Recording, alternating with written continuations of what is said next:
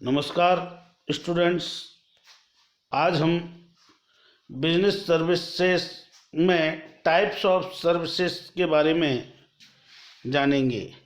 कल हमने business chapters start किया था, बिजनेस सर्विसेज, जिसमें हमने आपको मीनिंग ऑफ द बिजनेस और नेचर ऑफ द बिजनेस के बारे में बताया था। आज टाइप्स ऑफ सर्विसेज, तो सर्विस कितने टाइप की होती है? तो बच्चों, service is the three type. There are three types of the service. First is the social service, second is the personal service and third is the business service. तो जो business services chapter है हमारा, इसमें three types की आपको services provide की गई हैं। First is the social service. जैसा कि इसके नाम से ही स्पष्ट हो रहा है कि सोशल सर्विस, सोशल का मतलब समाज के लिए। It's can not be earn the profit, it is only to provide the service and take earn the some money. तो वही उसी से ही रिलेटेड है सोशल सर्विस। कि ये नहीं है कि यहाँ सर्विस से कुछ प्राप्ति ना हो, लेकिन वहाँ पर प्राप्ति नहीं हुआ करती थी, लेकिन यहाँ पर प्राप्ति होगी।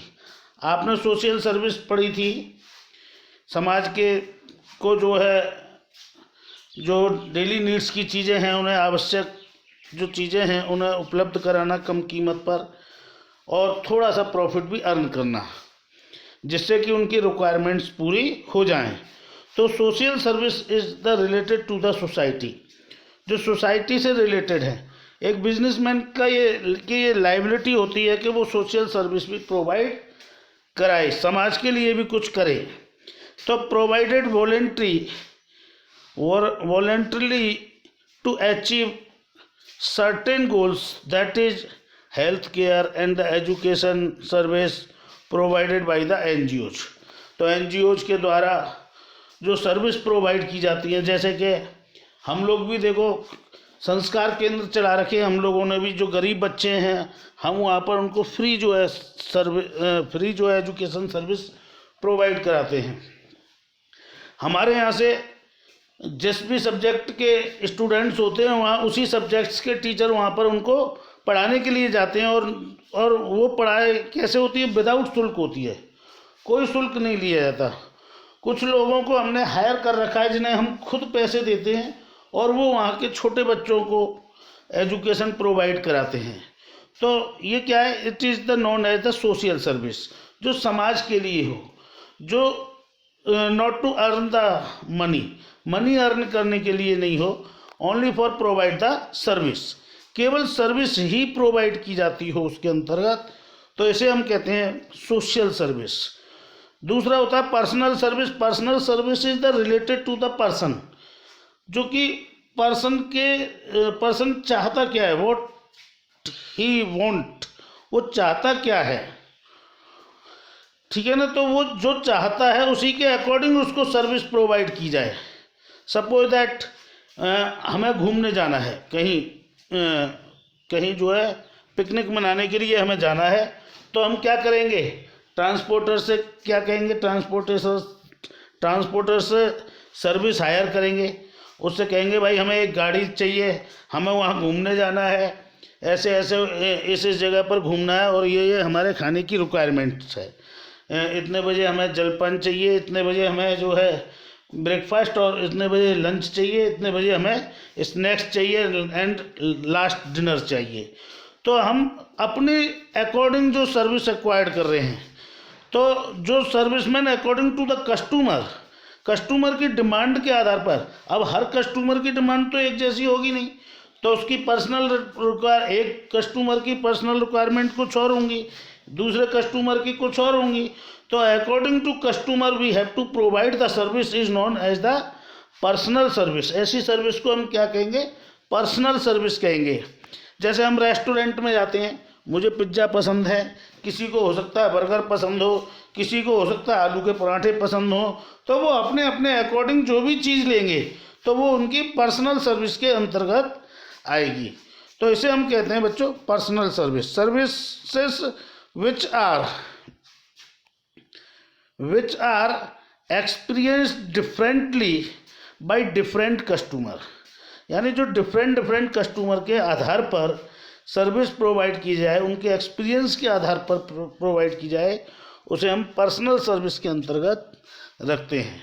Business services it is used for the business, जो कि बिजनेस के लिए, बिजनेस की जो एक्टिविटीज़ हैं उनको पूरा करने के लिए जो सर्विस प्रोवाइड की जाती हैं, ऐसी सर्विसेज को हम क्या कहते हैं?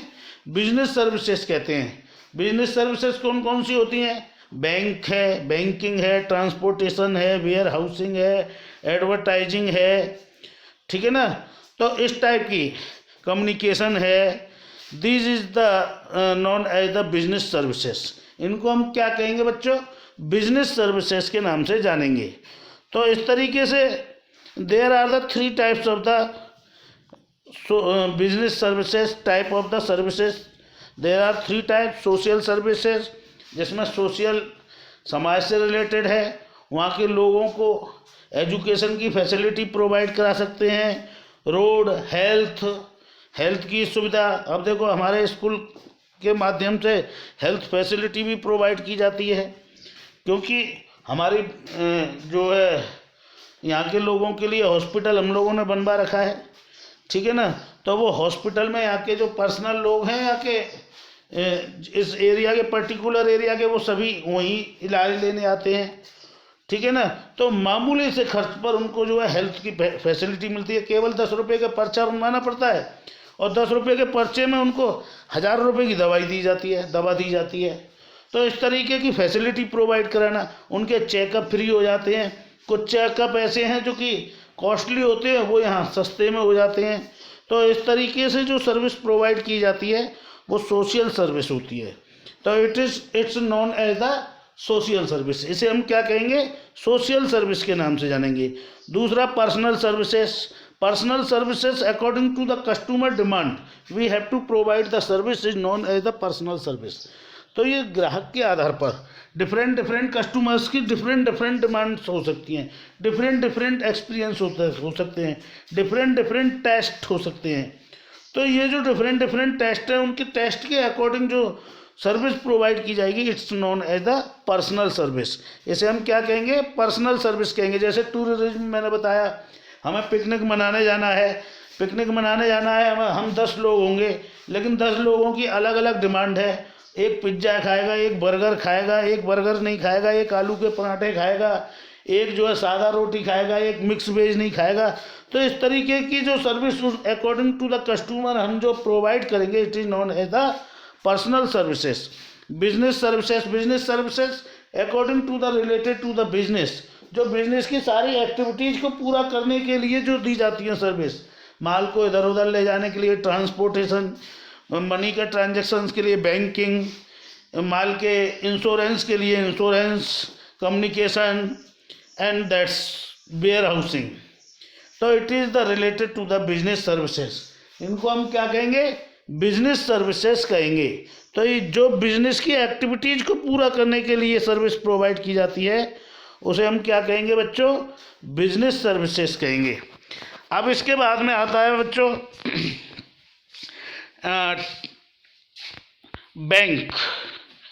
बैंक क्या होता है?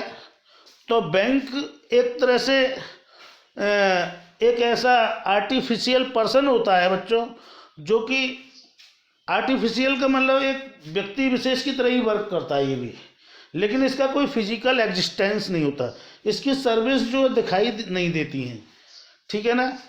तो ऐसी जो बैंक जो कि लोगों की जमाओं को तो स्वीकार करे, डिपॉजिट्स को स्वीकार करे और उनको जो है उनके बदले में उनका पेमेंट भी करे टाइम पर। तो withdraw money and collect the money, ये इसके 2 फंक्शंस होते हैं, acceptance of the deposit and lending money. तो बैंक का ये दो वर्क होते हैं, लोगों की जमाओं को स्वीकार करना और उनको ऋण के रूप में, लोन के रूप में धन प्रोवाइड कराना, ये इसके मेन वर्क्स होते हैं। तो bank occupy an important positions in the modern business world. आज के ज़माने में बैंक बहुत ही ज़्यादा इम्पोर्टेंट साधन है। No country can make commercial and industrial progress without a well organised banking system. बिना बैंकिंग सिस्टम के कोई भी बिजनेस, कोई भी इंडस्ट्रीज, कोई भी कॉमर्शियल वर्क नहीं हो सकता क्योंकि आजकल सारे work is related to the bank, bank से रिलेटेड ही होते हैं। बैंक उन्हें फाइनेंस की सुविधा प्रोवाइड कराता है, बैंक उन्हें बहुत सारी सर्विसेज प्रोवाइड कराता है जो बिजनेस के लिए बहुत ज़रूरी होती हैं। तो bank encourage the habits of saving among the public, public में सेविंग की भावना को डेवलप करता है। They mobilise small savings and channelise them into the productive usages, जो उनके यूज के लिए होता है। तो meaning of the bank, bank is an financial institution which collect deposit from public and repayable on demand and earn and aim a small margin of the profit by lending money। ये इसके functions होते हैं। तो दो तरह के functions होते हैं इसके बच्चों। पहला फंक्शंस होता है इसका क्या, एक्सेप्टेबल ऑफ द डिपॉजिट्स। तो एक्सेप्टेबल ऑफ द डिपॉजिट्स में ये क्या करते हैं, अकाउंट्स खोलते हैं। तो ये 5 टाइप्स के इसने अकाउंट्स दे रखे हैं। देखिए, fixed deposit account, current demand deposit या करंट डिपॉजिट भी बोलते हैं इसको, current account, saving deposit account, recurring deposit account and multiple option deposit account. तो there are 5 types of the accounts. आज हम इन 5 टाइप्स ऑफ द अकाउंट्स के बारे में जानेंगे बच्चों कि ये 5 टाइप्स ऑफ द अकाउंट्स होते क्या हैं। तो फर्स्ट टाइप का अकाउंट आपका दे रखा है बच्चों, फिक्स्ड डिपॉजिट अकाउंट।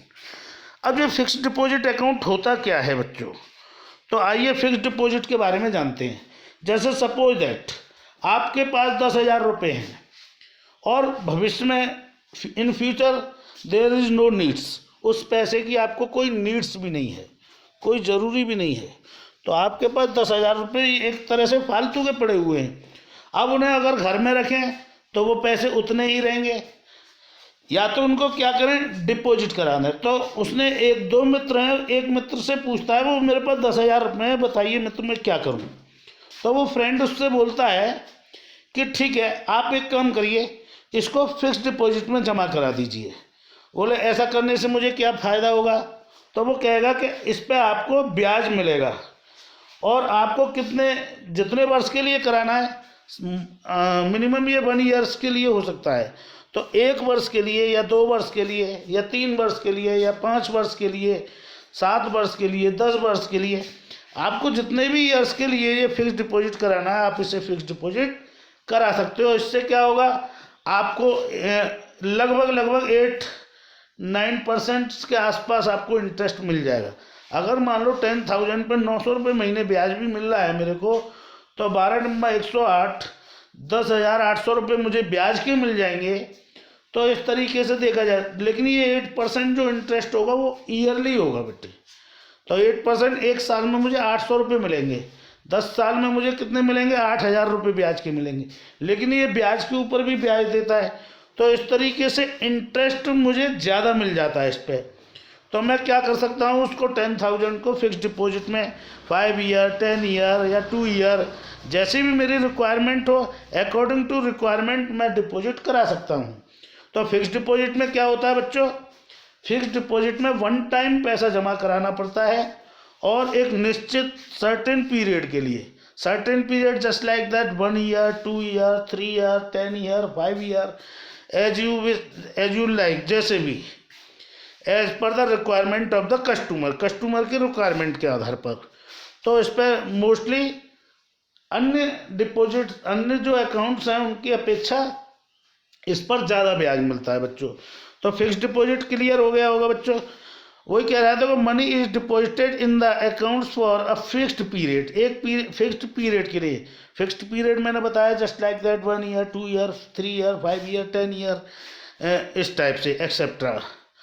तो after expiry of the specified period, जब उसकी एक्सपायरिटी डेट आएगी, person can claim his money, अपने पैसे के लिए क्लेम करेगा फ्रॉम द बैंक।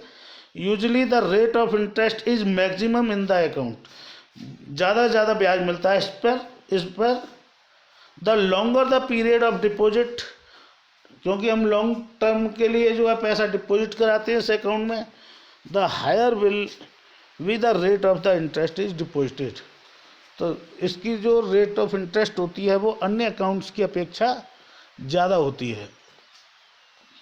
तो नेक्स्ट अकाउंट है current deposit account. Current deposit account generally ये अकाउंट जो है बिजनेसमैनों के लिए होता है, क्योंकि बिजनेस में पैसे की आवश्यकता होती है, समय समय पर पैसा कैश जो है बार बार निकालना पड़ता है, बार बार डिपॉजिट करना पड़ता है। तो this account used for the businessman, बिजनेसमैनों के लिए ये सुटेबल रहता है। इस पर ब्याज दर प्रायः बहुत कम होती है और ना के बराबर होती है, कभी कभी तो होती भी नहीं है, और होती है तो बहुत कम ब्याज होती है, क्योंकि हम बार बार पैसा डिपॉजिट कर रहे हैं और बार बार पैसा निकालें। और एक बिजनेसमैन को ब्याज चाहिए भी नहीं, उसे क्या चाहिए कि उसका पैसा मतलब सिक्योर रहे। तो सिक्योरिटी के पर्पज से वो जो है इस अकाउंट्स को ओपन कराते हैं। इसमें एक दिन में 10 बार 5 बार हम पैसा निकाल भी सकते हैं और पैसा डिपॉजिट भी कर सकते हैं, ठीक है ना। इस पर ब्याज बहुत कम मिलता है, सबसे कम ब्याज इसी पे मिलता है, और नहीं तो मिलता भी नहीं है। तो इस अकाउंट्स को हम कहते हैं क्या, करंट डिपॉजिट अकाउंट। तो current deposit accounts are open by the businessman, बिजनेसमैनों के लिए होता है current account.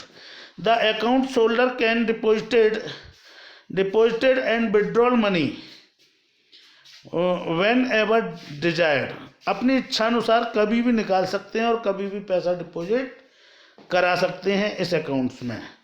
As the deposit is repayable on demand, और ऑन डिमांड उनको उसका पेमेंट भी होता है। It is also known as demand deposit, इसे हम डिमांड डिपॉजिट अकाउंट्स के नाम से भी जानते हैं।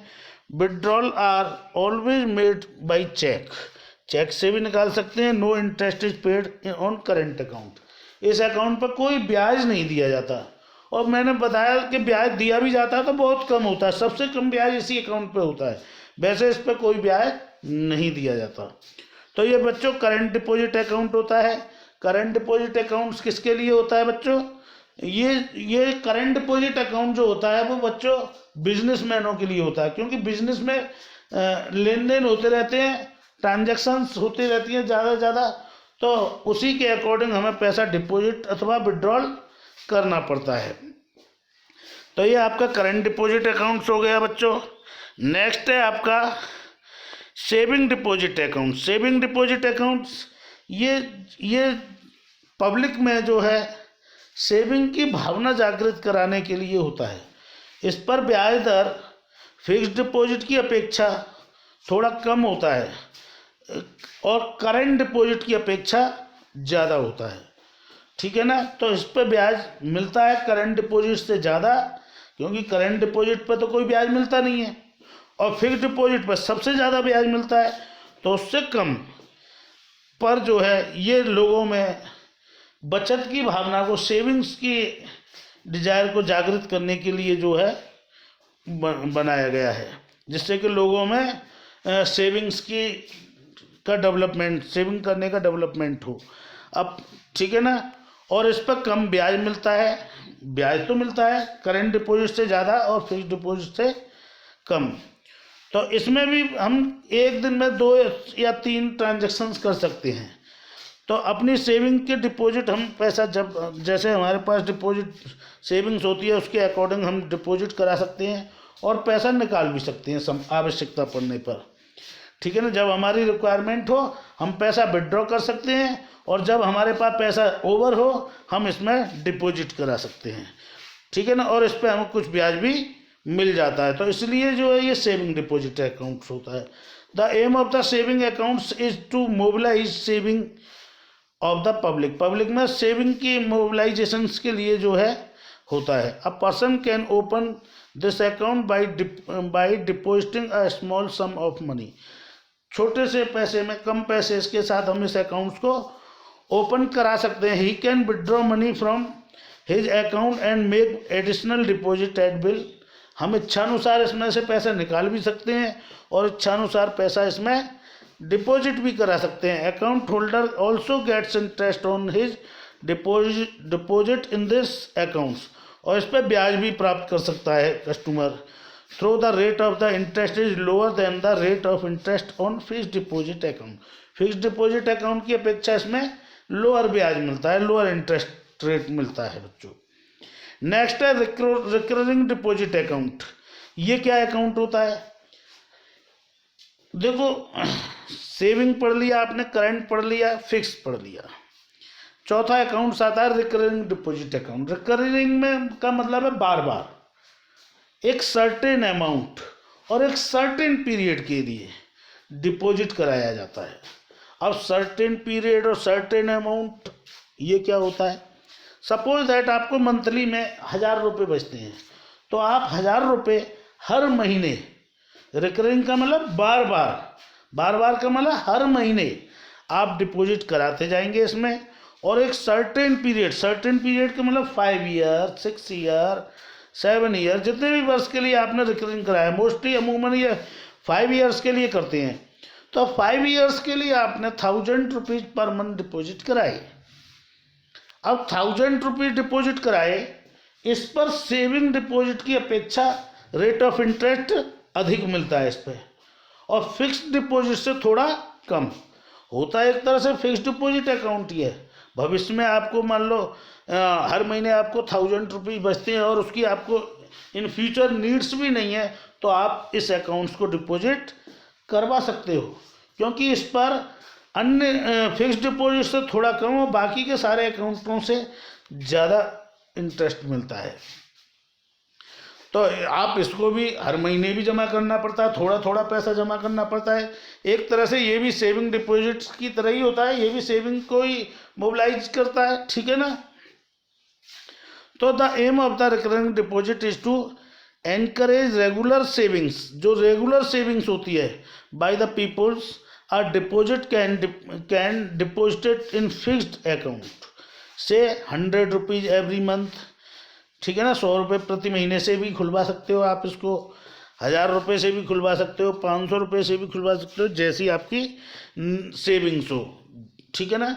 तो according to saving we have to deposit in this accounts and open this account, recurring deposit account, short में इसको हम आरडी अकाउंट भी कहते हैं, आरडी। तो इसमें अन्य जो आपके अकाउंट्स है उसकी अपेक्षा इसमें अधिक ब्याज मिलता है, ज़्यादा ब्याज मिलता है बच्चों। तो इसमें रेट ऑफ इंटरेस्ट अन्य जो आपने अकाउंट्स ओपन करवाए हैं उनसे ज़्यादा ब्याज मिलेगा। अगला है मल्टी ऑप्शन डिपॉजिट अकाउंट। ये क्या होता है बच्चों? ये अकाउंट्स भी होता है जिन पे बचत या सेविंग ज़्यादा होती है, या जो बिजनेसमैन होते हैं वो इस मल्टीपल ऑप्शन डिपॉजिट अकाउंट्स को खुलवाते हैं। इसमें क्या होता है बच्चों, एक अमाउंट फिक्स कर दी जाती है। जैसे कि मेरे अकाउंट में 50,000 रुपये से जैसे ही ऊपर पहुंच जाए, तो 50,000 रुपये से जो ऊपर राशि पहुंच रही है वो मेरी फिक्स डिपॉजिट में अकाउंट में डिपॉजिट हो जाए। या ऐसा भी कर सकते हैं, जैसे ही 50,000 रुपये से ऊपर राशि जाती है तो उसमें से 10,000 रुपये तक तो फिक्स डिपॉजिट में चले जाएं, बाकी की अगर और ऊपर जाती है तो उसमें से 500 रुपये या 1000 रुपये आरडी में चले जाएं, आरडी अकाउंट में डिपॉजिट हो जाएं, बाकी के बचें वो जो है सेविंग डिपॉजिट में चले जाएं। अब देखो, एक ही अकाउंट से आपका फिक्स डिपॉजिट भी मेंटेन हो रहा है, आरडी भी मेंटेन हो रही है, सेविंग भी मेंटेन हो रही है। और मान लो किसी समय मेरे अकाउंट में पैसा ना रहे, सपोज दैट मेरे अकाउंट में पैसा नहीं रहे, अभी तो एक्सेस की बात कर रहे हैं, 50,000 रुपये से ऊपर जैसे ही चले जाएं तो 10,000 रुपये फिक्स डिपॉजिट में चले जाएं, 1,000 रुपये आपके आरडी में चले जाएं, बाकी के अगर बच रहे हो तो वो सेविंग डिपॉजिट में चले जाएं, कुछ इस अकाउंट में बने रहें, 50,000 रुपये इस अकाउंट में बने रहें। तो कुल मिला के देखिए सारे अकाउंट इससे क्या है, कनेक्ट हैं। तो जैसे ही 50,000 रुपये से ऊपर 60,000 रुपये तक जाएंगे तो 10,000 रुपये कहाँ चले जाएंगे, आपके फिक्स डिपॉजिट में डिपॉजिट हो जाएंगे। और मान लो 60,000 से और ऊपर होते हैं तो उसमें से 1,000 रुपये कहाँ चले जाएंगे, आपके आरडी में चले जाएंगे। बाकी के अगर ओवर मनी होती है वो कहाँ चली जाएगी, सेविंग अकाउंट्स में चली जाएगी। तो देखिए 4 अकाउंट्स एक ही अकाउंट से मेंटेन हो रहे हैं, और मान लो आपके अकाउंट में 50,000 रुपये से कम है और आपने किसी को 60,000 रुपये का चेक दे दिया, तो ऐसी कंडीशन में आपका चेक डिसऑनर्ड नहीं होगा। क्यों नहीं होगा? क्योंकि जो फिक्स डिपॉजिट में पैसा है वो आपका इस मल्टीपल डिपॉजिट में ट्रांसफ़र हो जाएगा 10,000 रुपये, और आपके 60,000 रुपये के चेक का पेमेंट हो जाएगा। तो अब वहाँ पर जो जमा धन है फिक्स डिपॉजिट में, उस पर ज़्यादा ब्याज मिलता है, तो जितना डिपॉजिट होगा उसी पर ब्याज मिलेगा बच्चों, और इस अकाउंट में जो ब्याज मिलता होगा वो मिलेगा ही मिलेगा। ठीक है ना? तो इस तरीके से ये मल्टीपल डिपॉजिट अकाउंट्स होता है। इसके भी अपने फ़ायदे होते हैं। फ़ायदा क्या होता है? अगर मान लो कभी पैसा कम है इस अकाउंट में, तो फिक्स डिपॉजिट से पैसा आ जाएगा और आपका चेक विड्रॉ नहीं, वो डिसऑनर्ड नहीं होगा, बाउंस नहीं होगा। तो ये इसमें फैसिलिटी रहती है।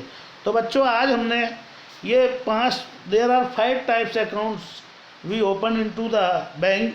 बैंक में हम ओपन कर सकते हैं। अब बात आती है procedure of opening the bank account. Bank accounts हम खोल कैसे सकते हैं? ये 5 टाइप्स के अकाउंट तो हमने पढ़ लिए, जान लिए, लेकिन ओपन कैसे होंगे? तो जनरली स्टूडेंट्स के लिए हमें बैंक जाना पड़ेगा, बैंक से हमको फॉर्म लेना पड़ेगा, फॉर्म हमको डिपॉजिट करना पड़ेगा पूरी फुलफ़िल करके फॉर्म को, और उसके साथ पैसे जितने से भी हम अकाउंट ओपन करवाना चाहें वो पैसे हमको वहाँ पर क्लर्क को देने होंगे, और उस अकाउंट क्लर्क को दे करके फिर वो हमारा अकाउंट ओपन कर देगा। इस तरीके से ये ओपन होता है। दूसरा, हम इसको ऑनलाइन भी बच्चों ओपन करा सकते हैं। ऑनलाइन कैसे? आजकल वेबसाइट है, SBI की अपनी वेबसाइट है, सारे बैंकों की इस तरीके से अपनी अपनी वेबसाइट्स है। इस पर ओपन अकाउंट ऑप्शन आता है, जिस पर हम क्लिक करेंगे वो फॉर्म खुल जाएगा। फॉर्म को हम पूरा फिल करेंगे, फिल करने के बाद में एड्रेस वगैरह सब चीज़ उसमें दे करके और फिर उसे डिपॉजिट करेंगे। उसके बाद में उसकी हार्ड कॉपी लेकर के हम बैंक जाएंगे, बैंक में देंगे और तुरंत हमारा अकाउंट ओपन हो जाएगा।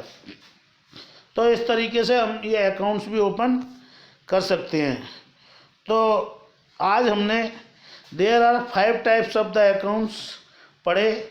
सबसे पहला fix deposit account, current deposit account, saving deposit account and RD account, recurring deposit account, multiple option deposit account. इन सब के बारे में हमने जाना।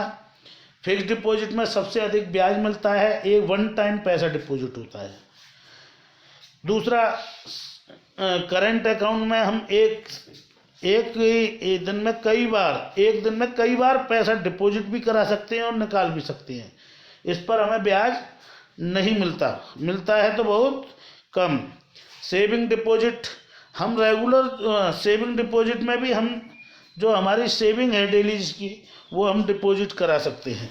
एक दिन में एक बार, एक महीने में 10 बार, इस तरीके से हम जमा भी करा सकते हैं, डिपॉजिट भी करा सकते हैं और पैसा विड्रॉल भी करा सकते हैं।